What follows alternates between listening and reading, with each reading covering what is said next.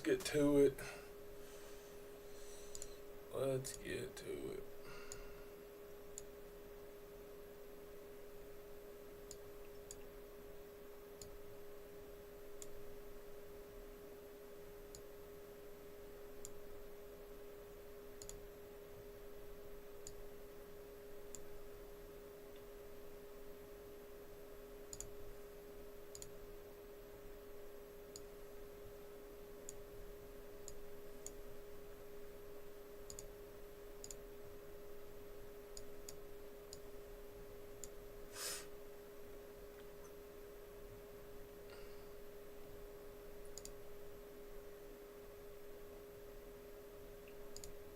Alright.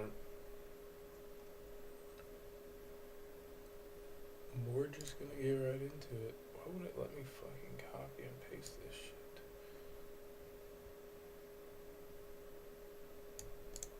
There we go.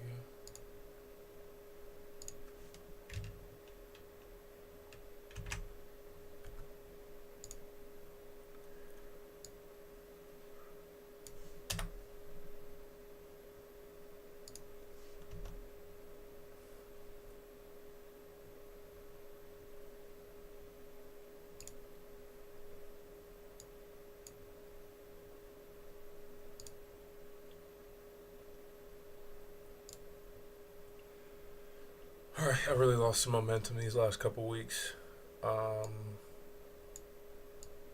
So it's time to make it back up. We're going to have a good week. Going to go hard in the paint and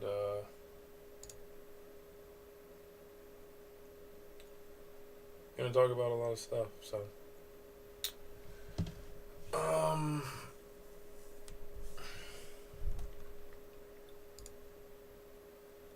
going to go ahead and we're going to kick it off with a quote. So this is a quote from Father Alfred de Souza. I found this from a YouTube video. It says, "For a long time it seemed to me that life was about to begin, real life. But there was always some obstacle in the way, something to be gotten through first, some unfinished business, time still to be served, a debt to be paid. At last it dawned on me that these obstacles were my life. This perspective has helped me to see that there is no way to happiness. Happiness is the way. So treasure every moment you have and remember that time waits for no one. Happiness is a journey, not a destination."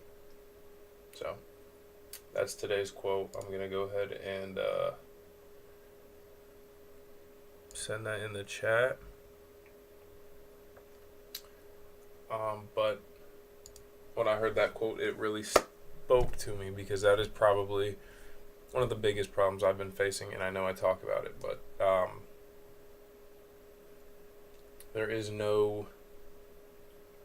no waiting for life, and I do that constantly, where I'm constantly seeking for something outside of the moment that I'm presently in, right? It's always about, an hour from now, or 2 hours from now, or tomorrow, right? It's always about getting through this week just to get to the weekend, right? And then Monday comes around and getting through the week again just to get through the weekend, or just to get to the weekend, right? And when you get stuck in these thought processes of life is not happening right now, but I just have this next goal to accomplish before I'll be able to start living, or just need to get through today so that I can enjoy tomorrow, right? We're missing so many opportunities to enjoy our life, right? We are missing the opportunity to enjoy today. We're missing the opportunity to enjoy this year.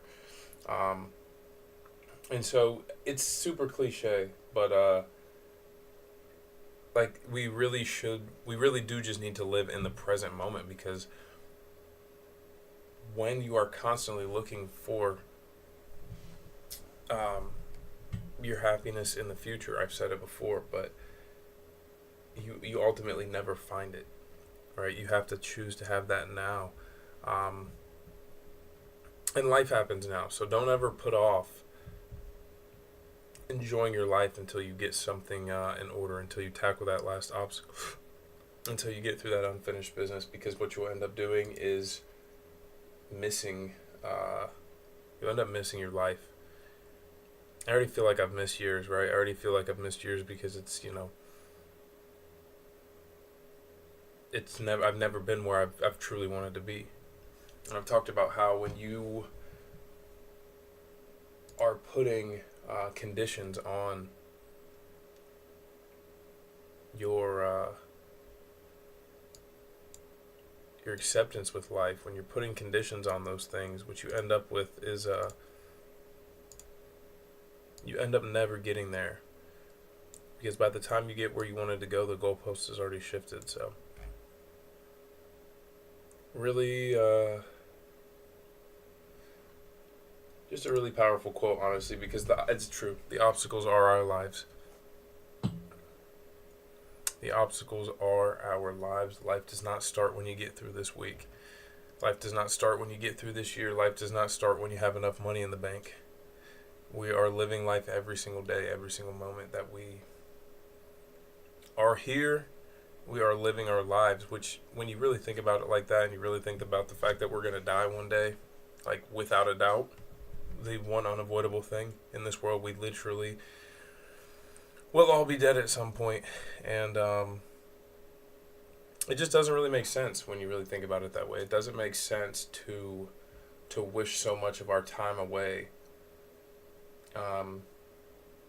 It's not an easy thing to do, but even when times are rough, even when things are bad, even when the day that you're waking up to is not pleasant, it's still a unique experience to you. And so it makes more sense that we would try to enjoy it as much as we could, and we would try to step back and see the fact that it's a life experience the same way that joy is. So is pain, and pain is a unique human experience to us as well that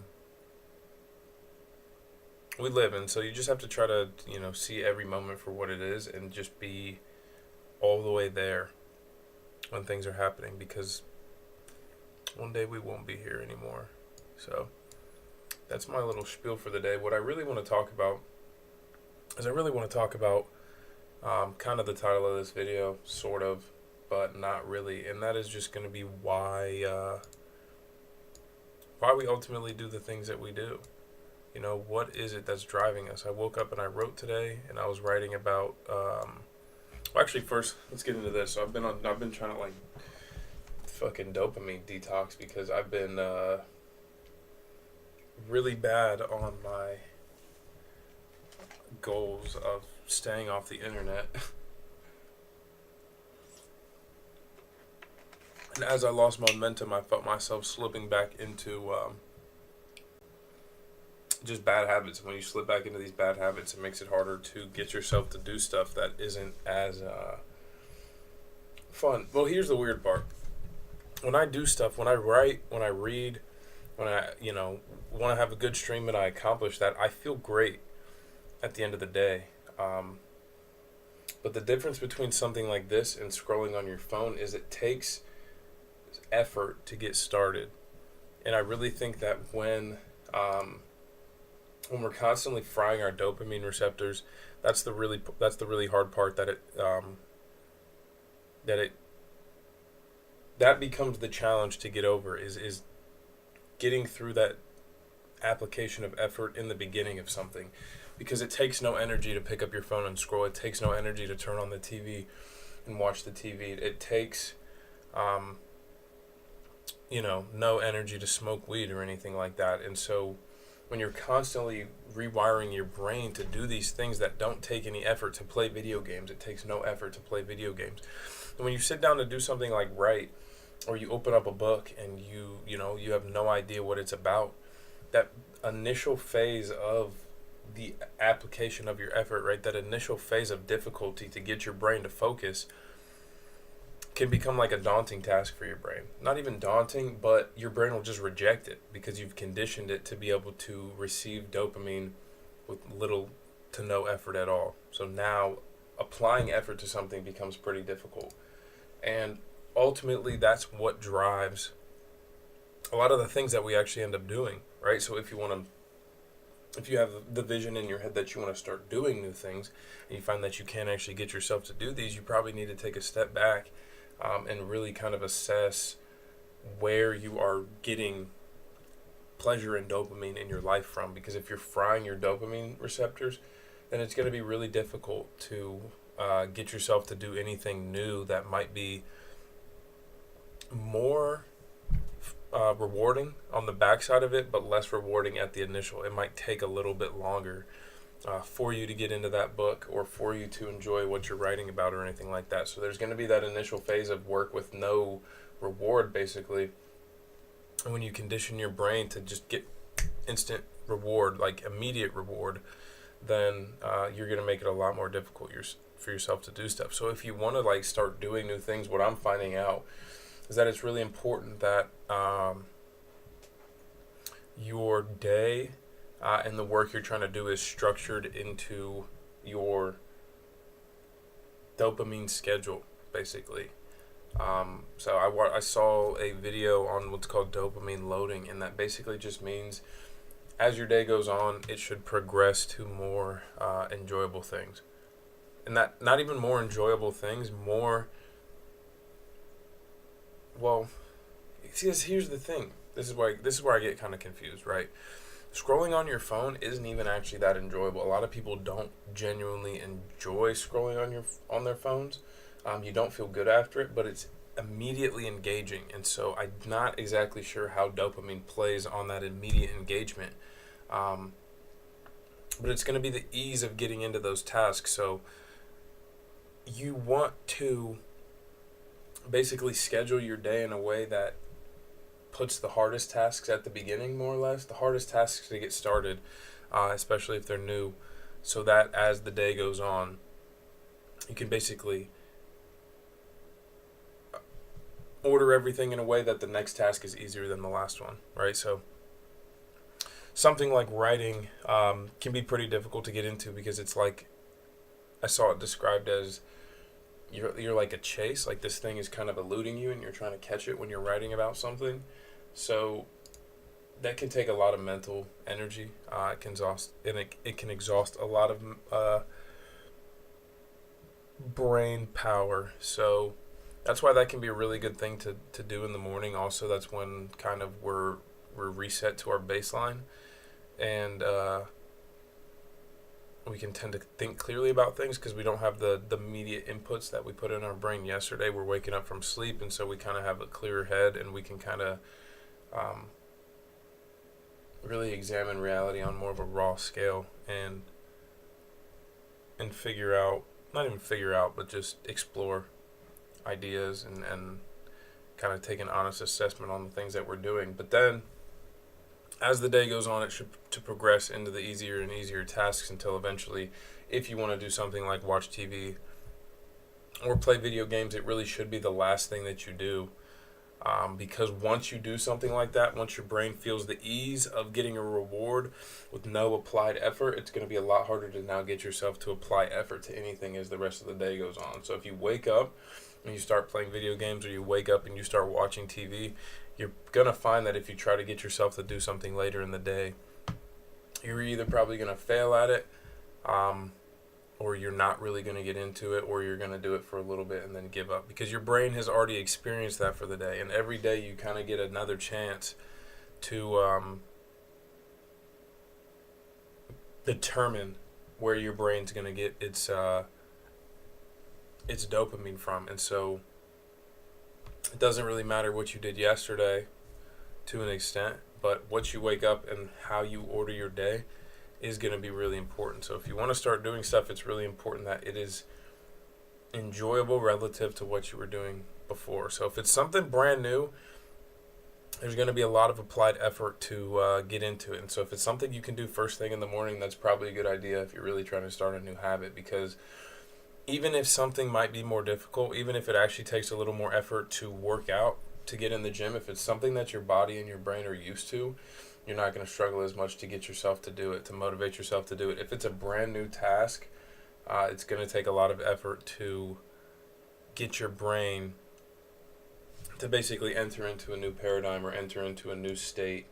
So your best bet is probably to do it first, right? Unless you know that you're actually not going to struggle to do it. In that case, you would want to put it somewhere that is after more difficult tasks. Because, I mean, if you think about it, if you do the hardest thing first when you wake up, then quite literally everything else is easier. The rest of your day is easier. So you get that first thing out of the way, and then even if the next task is difficult, if it's easy relative to what you did before that, your brain is still going to have an easier time getting into it. So that's called dopamine loading. I watched a couple videos of it. It's a really easy concept to grasp.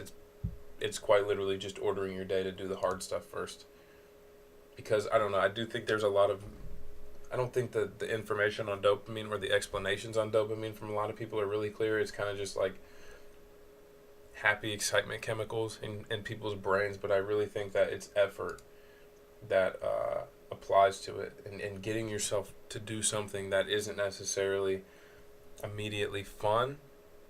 It's kind of that part. It's that's the initial. That's the initial. So it's that in relation to how easy everything else is to get into, but it's also how you feel when you finish off, because it's really weird. It's really weird how our brains work. It's really weird how you can do something that's kind of difficult and feel extremely rewarded by doing it. But if it takes a little bit of effort to do, your brain will still kind of fight with you on it sometimes. And you can easily just push it off to scroll on your phone. Like, for example, reading a book, right? Like, you could read a book, you could really enjoy the book. I'm talking about a page turner that you can't put down.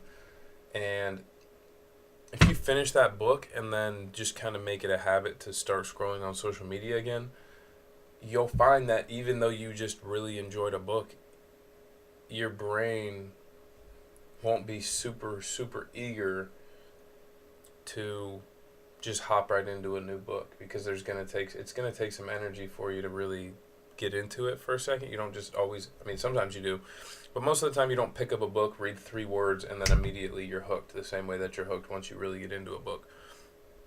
So our brains are inclined to take the easiest path if we open them up to take the easiest path.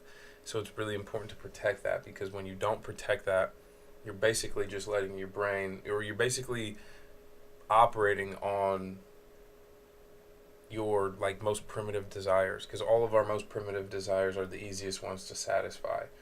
Eating,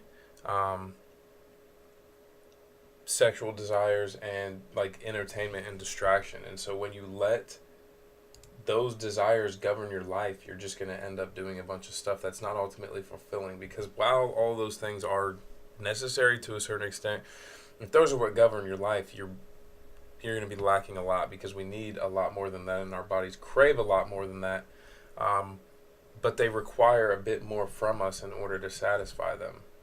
So, you know, if you happen to be a person that's seeing this, think about that next time you're maybe trying to include or begin a new or difficult task into your life. Order it throughout your day in a spot that is going to allow you to start it and come before things that take less effort and, you know, occupy a large space in your brain, because you'll find that it really does make a huge difference. I mean, I got really bad with it last week to the point where I just had to put everything down, and I just forced myself to do nothing for a little bit, because I was getting so scatterbrained. I was picking up my phone, I was clicking through Twitter, I was hopping on YouTube, and I was just bouncing between all these apps, not really even knowing what it was that I wanted to see or what I wanted to do, and it like spiked my anxiety so bad to the point where I just didn't even know what I was doing, right? And when you really take the time to just step back for a second and assess what's going on, and feel those feelings and understand that's what's going on, it's actually really enjoyable to just put it all down, because we constantly try to be entertained. We constantly try to entertain ourselves in ways that we don't always realize. And when you catch yourself in this loop of searching for entertainment and never really finding it, it can actually be really refreshing to just turn your brain off, like in a way that is not filling it with other people's thoughts, but kind of filling it with your own thoughts. That's why I did a whole video on basically the importance of doing nothing, because enough people don't do that. A lot of people will just kind of blunt their emotions into oblivion. They'll feel that spike of anxiety and they'll pick up their phone to cure it, and they'll just continue doing that over and over and over again. I'm guilty of it. We're all guilty of it, I'm sure. But you just do it over and over and over again, and you feel like shit, and you pick up your phone and continue to feel like shit. And you think that the very thing that made you feel like shit in the first place is going to be the cure for why you feel like shit now. But it's not. It's going to probably be the exact opposite of whatever it is you're doing. So if you've had your attention occupied 24/7 all day for the last 3 days, it'll probably be a good idea to untether yourself from whatever it is that's been occupying your brain and just sit and process those emotions for a second. Because it's like an alcoholic at that point, right? You know, you feel shitty from your hangover, and some people decide to start drinking again to deal with the pain from the initial hangover, and you just dig yourself into a bigger hole. So it's probably the opposite. If you're feeling like shit from doing something, the answer to your misery is not what made you feel shitty in the first place. Keep that in mind. Because it can be hard too. You can just get caught in a cycle where you just keep on trying to, blunt your emotions, or you keep trying to make yourself feel a little better because you just made yourself feel shitty, and it's just the way that you try to do that. If you constantly have your brain occupied 24/7 all the time, you'd be surprised how enjoyable it might be to just, sit yourself, just lay on your bed, with your phone, not even with the intention of going to sleep, and just sit there and think about nothing in particular, just whatever comes to your brain. But again, it's something that is going to, initially, it's not going to be as engaging. It's not going to be immediately rewarding like getting on your phone is. So most people will just pick their phone back up. You'll just get right back on the very thing that made you all worked up in the first place and made you feel really weird in the first place, instead of doing the opposite, because the opposite's usually the answer when that becomes the case. And it might just take 3 minutes, right? It might be 3 minutes of just laying there with your eyes closed, or just sitting in a chair with your eyes closed, phone in another room, not thinking about it at all. And then you might get into a really engaging and entertaining thought process in your brain. But most people won't do that, and most people don't do that because it becomes like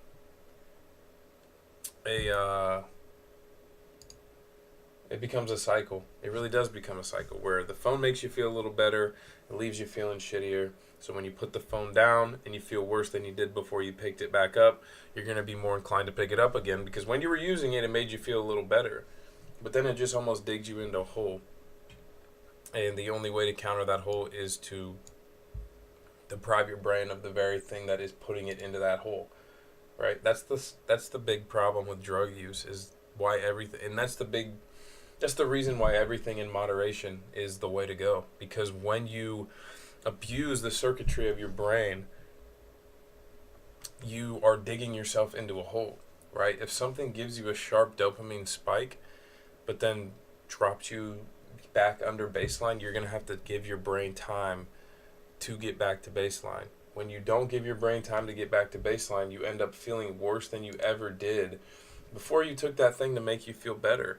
And then eventually you dig yourself so far down in a hole that the path back to baseline becomes too far for a lot of people. You know, when you're talking about really powerful drugs, if you're talking about stuff like fentanyl and why people know they're killing themselves and they can't get themselves to stop, it's because it takes you so far up, but then it drops you so far down that people start to feel like the only thing that can make them feel okay anymore at a certain point is going to be the drug. Right? They forget that at one point it just made them feel better, and eventually it gets to the point where it makes them feel normal. So don't take baseline for granted.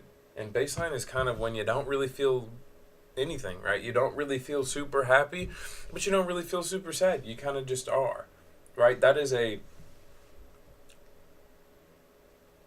a powerful experience that a lot of people take for granted by chasing highs, or by chasing a constant state of super high engagement with the brain that eventually leaves them feeling shittier. Julie Hames, hey, what's up? What's up?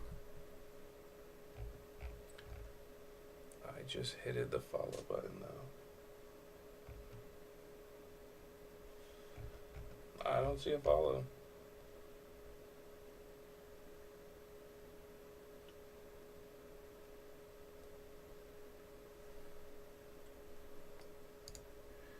Are you a real person?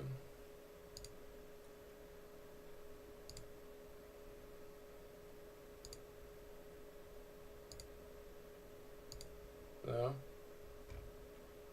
Not a real person.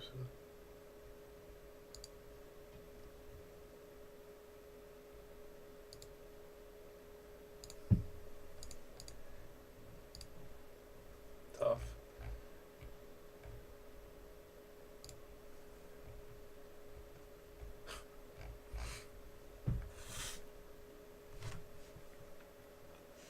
But yeah, so don't take baseline for granted, because I know the goal for all of us is to feel happy all the time, and that again is part of the danger with stuff like substances that make you feel so good, is it makes you want to be.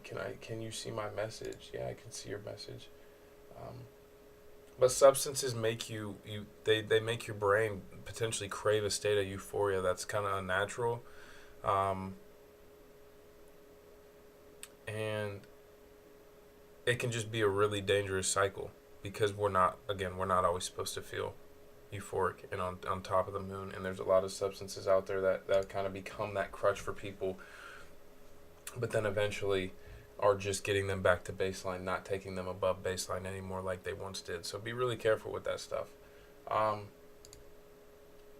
but yeah, I mean, anything, like, our brain is so powerful and it can play tricks on us, but always remember, like, it can be really important to remember why you started doing something, and what was really driving it, because even with streaming for a little bit, I kind of got so caught up in trying to, make sure I had clips when I was streaming, or make sure that, I was clipping stuff and putting it up on TikTok or putting it up on YouTube, and I kind of lost sight of what this stream was for in the first place. I wanted to wait to talk till I had viewers in here or anything like that, and it was never about the viewers.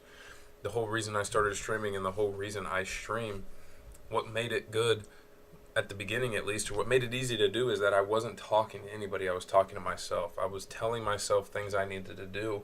And it was really like a form of meditation, but just a meditation that other people could potentially gain something from. And also, like, now I have a little recording of it, and I get to go back to it, and sometimes I see my own clips and I get re-inspired by them. But I kind of feel like I got away from that for a little while, and it was making it harder to stream, because I was putting this like weird pressure on myself to like have a specific topic to talk about, or to have viewers in the chat, or trying to get followers. And I just truly believe that authenticity wins in the end, and I'm not doing this for anybody. I'm not trying to project no image, other than just who I actually am, and the things that I actually care about in my brain, and the stuff that I'm truly trying to figure out in my life. So whoever may end up seeing these videos, I hope that you're just getting something from them. And if you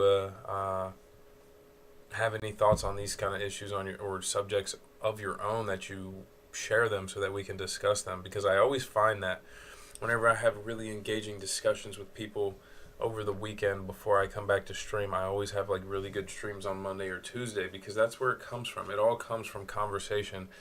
And I like hearing what other people think about stuff like this too, because I don't think I have the one true way. I think there's a lot of different ways of looking at things.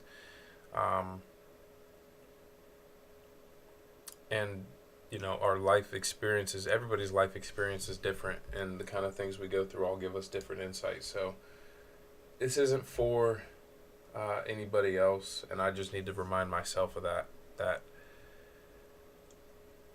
this is just like a journal to me and whoever. I'm just trying to improve myself. I'm trying to hold myself accountable, and find useful thought patterns and thought processes, and basically words, and modes of thinking to tell myself to keep myself accountable, and to help myself get back on track when I stray from my path, because that can be really difficult.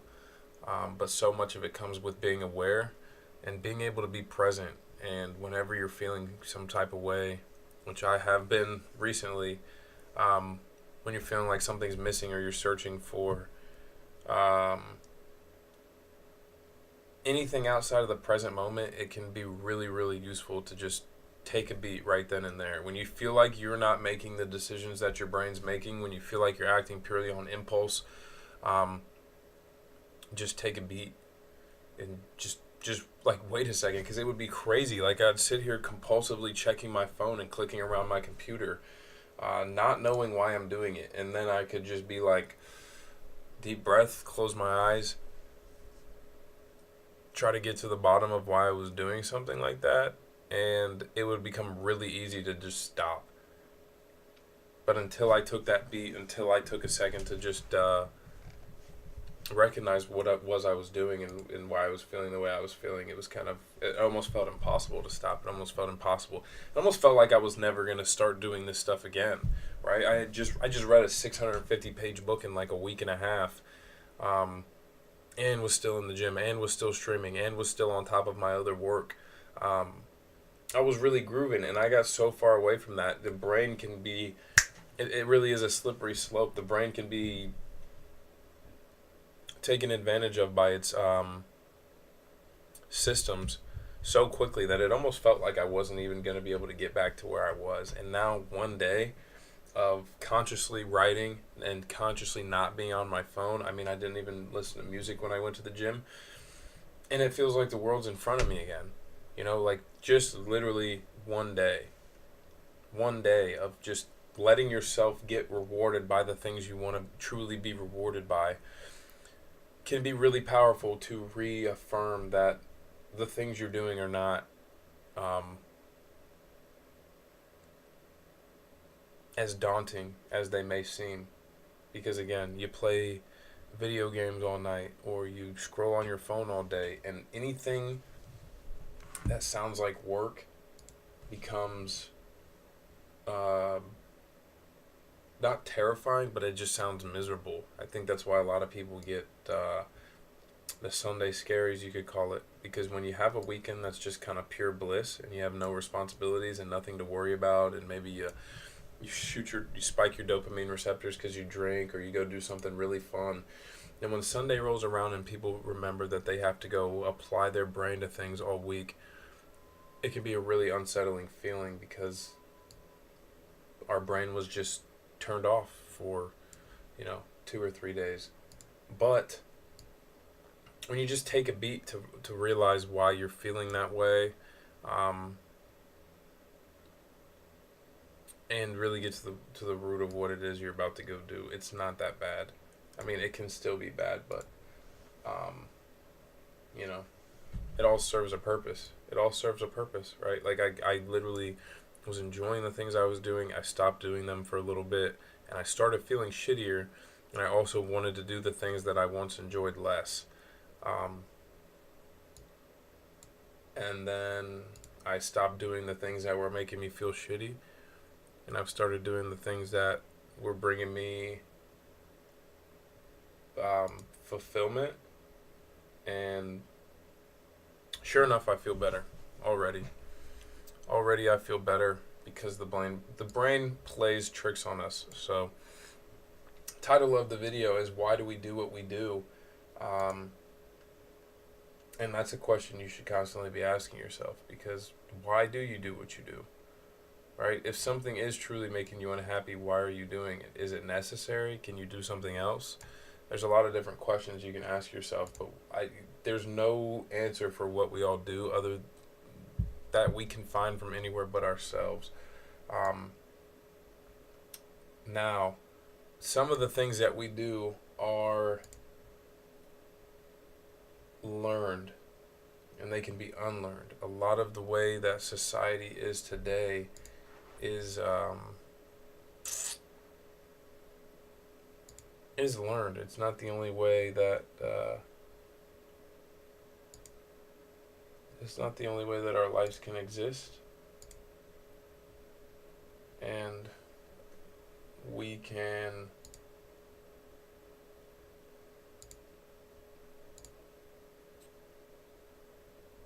teach ourselves different things. Alright, I just got completely distracted, but this will be a whole nother tangent, just kind of about society and about the way we are brought up.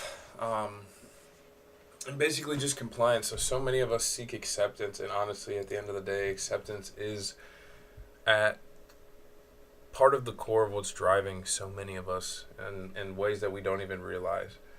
Because acceptance comes in so many different forms. You could want to be accepted by your friends. You could want to be accepted by your colleagues. You could want to be accepted in an industry that you just started working in, right? It's not necessarily always on an individual level. It could be a more collective level of industry, right? Where it's just the people that talk about the things you talk about. You want them to notice the things you're doing. And whenever we are being driven by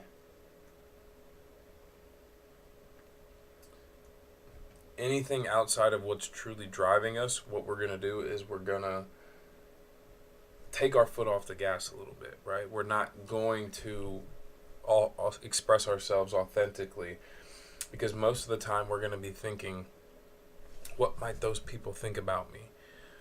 What, what if they don't like me? What if because I'm like this, they don't accept me? But the truth is that what people who are truly tapped into their life more, the kind of people you want to be accepted by, are the people that are going to accept you when you express yourself authentically, when you're just the raw version of yourself. Because otherwise you're basically constantly cheating yourself in favor of something that you convince yourself you want, but you'll receive it in a way that you don't even want it if you choose to not be a real version of yourself. Right? It's kind of like if you fake being who you are to be accepted by people, then you've been accepted. Then it's not really you that's been accepted. It's a fake version of yourself that's been accepted. So if the goal is acceptance, the goal should be acceptance of the real version of yourself. And so if people won't accept the real version of yourself, then you should not desire their acceptance anyways. But it gets bigger when you blow it up on a large scale, because, sometimes people can feel so differently that it feels like all of society could reject us. A lot of that is learned. A lot of that is from our evolution, from the fact that we grew up in tribes, and being rejected by the tribe could mean death and starvation. But it's only the only one losing in that game. Everyone loses in that game, actually. They're accepting a person that's fake, and you are not even having the real version of yourself accepted. So do your best to pay attention to what it is you're hoping to be accepted for. And don't seek acceptance in face of seeking to, just literally be yourself. I'm not good at it either. I'm actually really, really bad at it. But isn't that the freedom we all desire? I don't know, when we talk about freedom, what even is freedom? Freedom of expression, right? To literally just be able to constantly be yourself, and to never really have to give a second thought to the way you're behaving. I mean, that sounds like real freedom to me. Of course, there's always reflection. Of course, none of us are perfect. Of course, there's always going to be things that we can all improve on, but that doesn't mean we should basically bury a part of ourselves in favor of running with the crowd. Because what is the crowd anyways? If it's a collection of people that are all hiding parts of themselves in order to be together,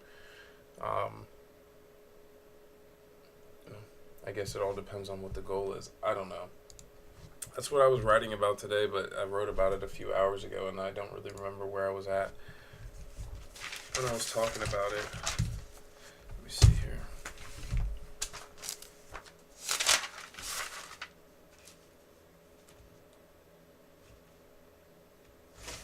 Well, it's here's the, yeah, okay.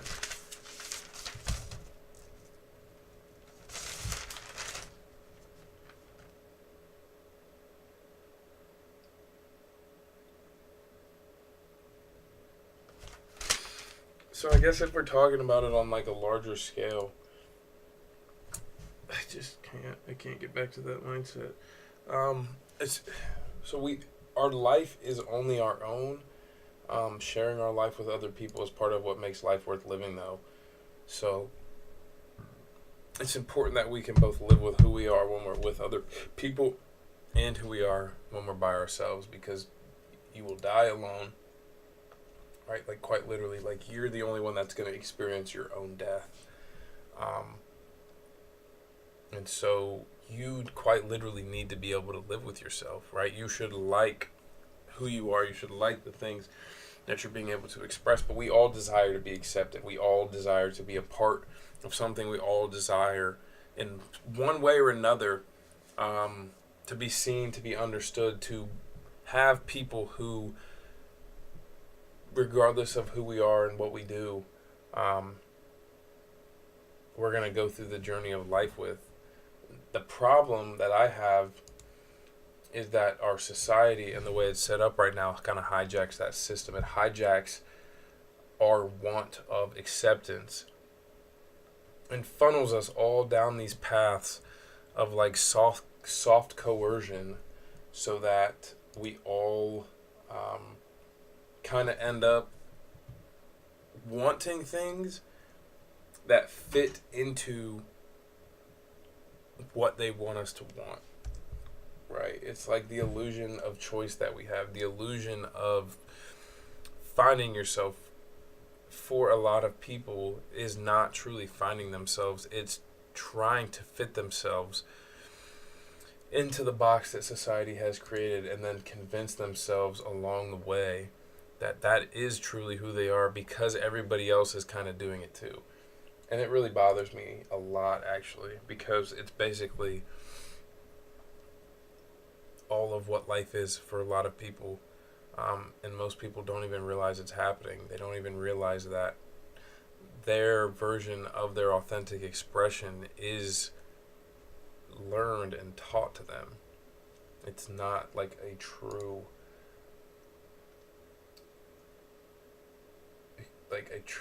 version of themselves that exists. It's a version of themselves that they've created and then convinced themselves is.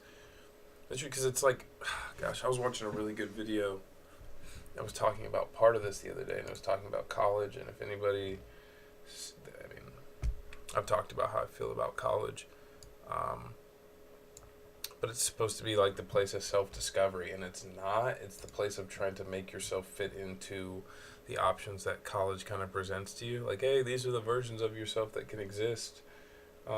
Which one do you think fits best? And it's not really up to anybody else to define what your existence is going to be. Skills are important. Learning how to do things is great, but you are not. These titles that we give ourselves, they're not who we are. I don't know. I feel like I'm all over the place. This is what I get for not doing this regularly anymore. Fucking can't just fucking go for an hour. I don't know. Engaging chat would be great. I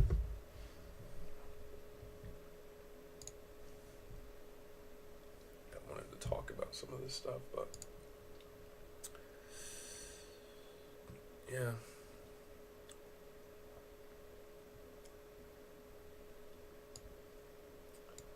That's about it. We'll do some fucking. I'm just gonna scroll my Twitter now.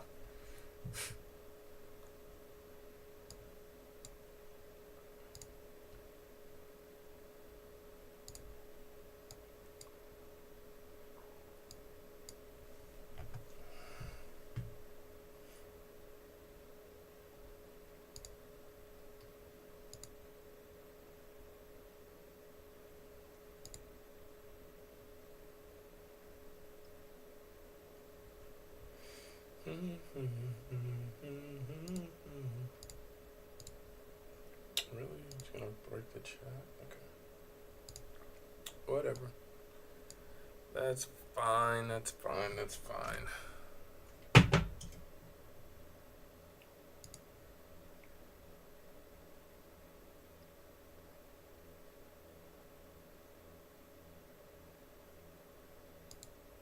What the fuck happened?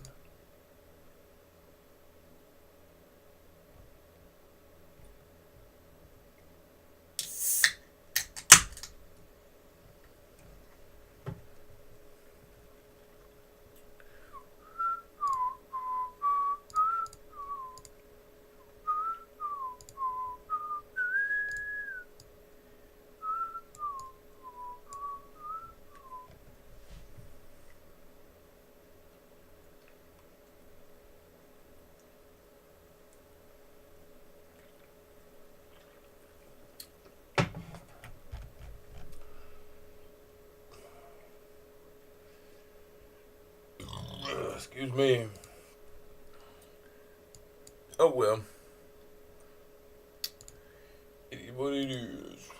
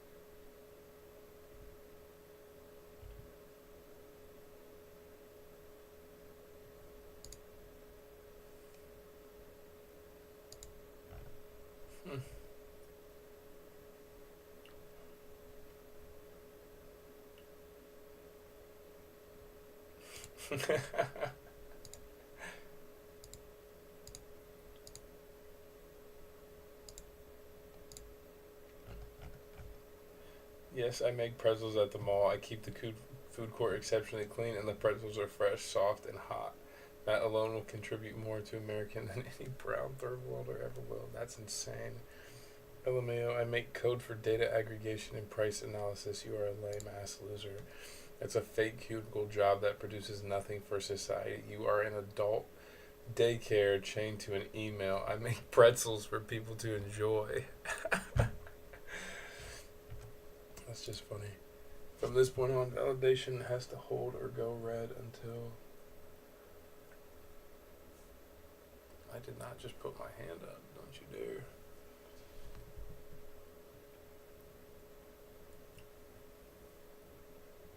If it goes straight up, you'll have fun. Green, red.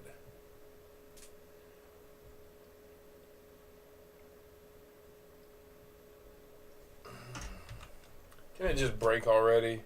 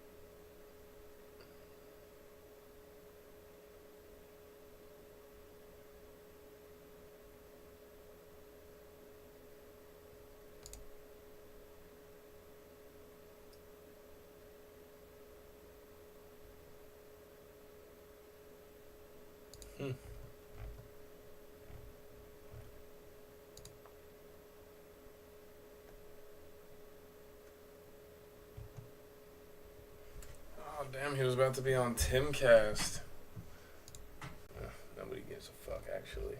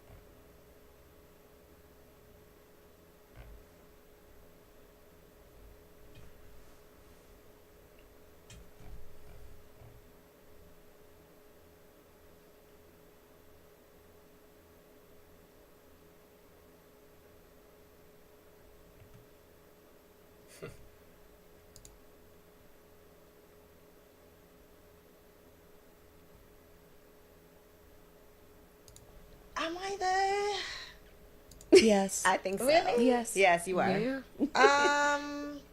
You like a sugar mama. You could be. I know. See, that's But she the doesn't thing. want to be. You I don't. know. So it's like hard because it's like, do I meet somebody who, anybody that can really, they're either in their 50s, already married. So I don't know. Maybe I could be a second wife. Would Those you? are the best ones. I think so. You really would do that? Mm-hmm. I could be Wow. a second wife. Oh God, is that not good? Because if Well- second. Yeah, that's crazy.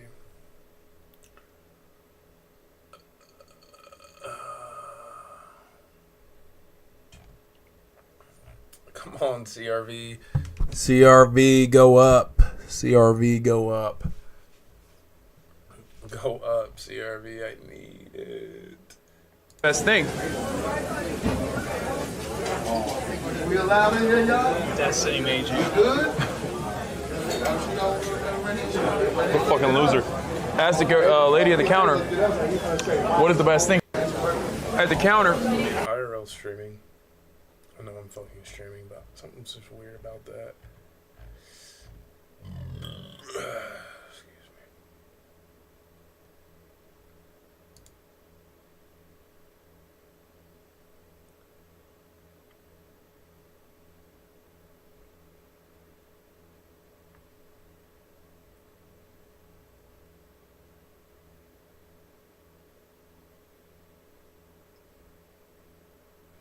I agree with this. You should always step out the house looking more or less good, depending on where you're going.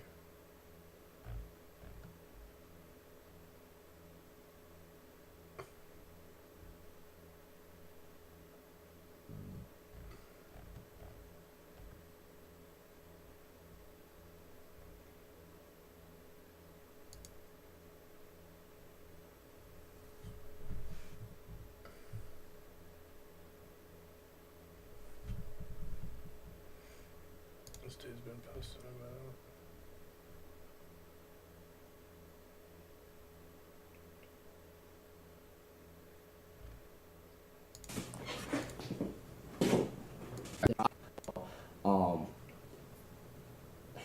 I need a timeout. What? I need a timeout real quick. I think I need to use the restroom. Okay. Okay, I'll be right back. Let me know if you need anything. Okay, no, I'm good. Hello, guys. How is everyone? I don't know what that's supposed to mean. Jeez, these lights are so bright. I feel like I need to powder my forehead right now.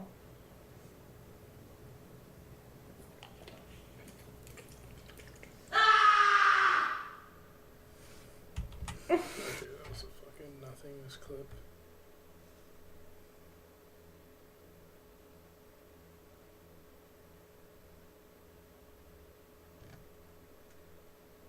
But it is true. These bitches are addicted to attention.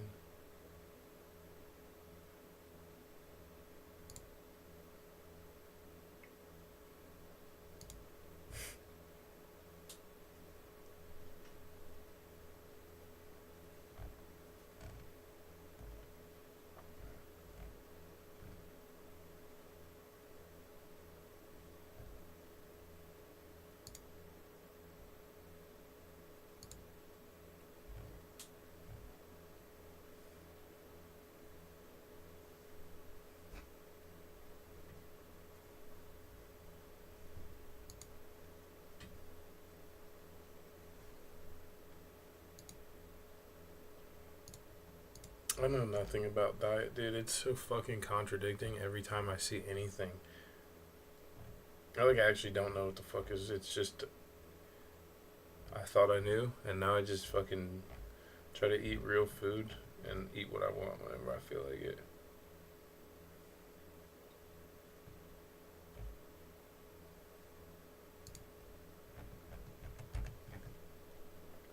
Funniest and most common insult is people calling me fat. Lamest way in the book to try to shame a woman, and the stupidest because I'm clearly a bombshell. Teehee. By the way, I'm the only person in the world who has a PhD in paleontology and an OnlyFans. Every high school in America is a girl who looks like this and sleeps with every guy in the year above hers. Her name is Liz, Rebecca, or Ashlyn, or something like that. And she was really confused why no one ever wants to be her boyfriend.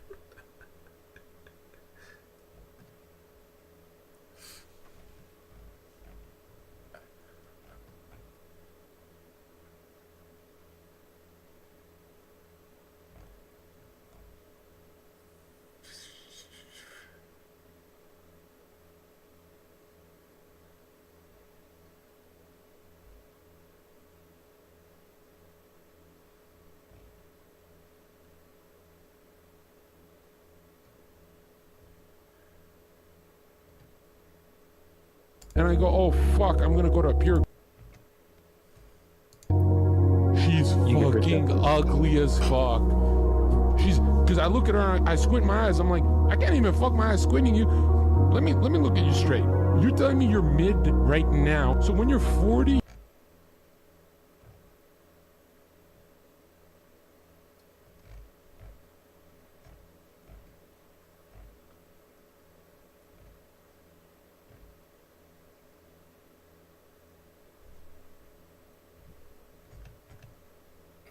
Alright.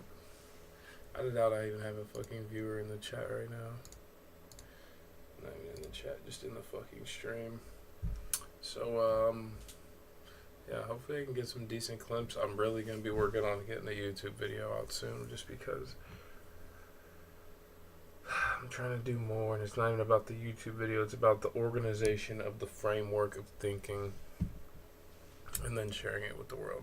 I don't know. We'll see.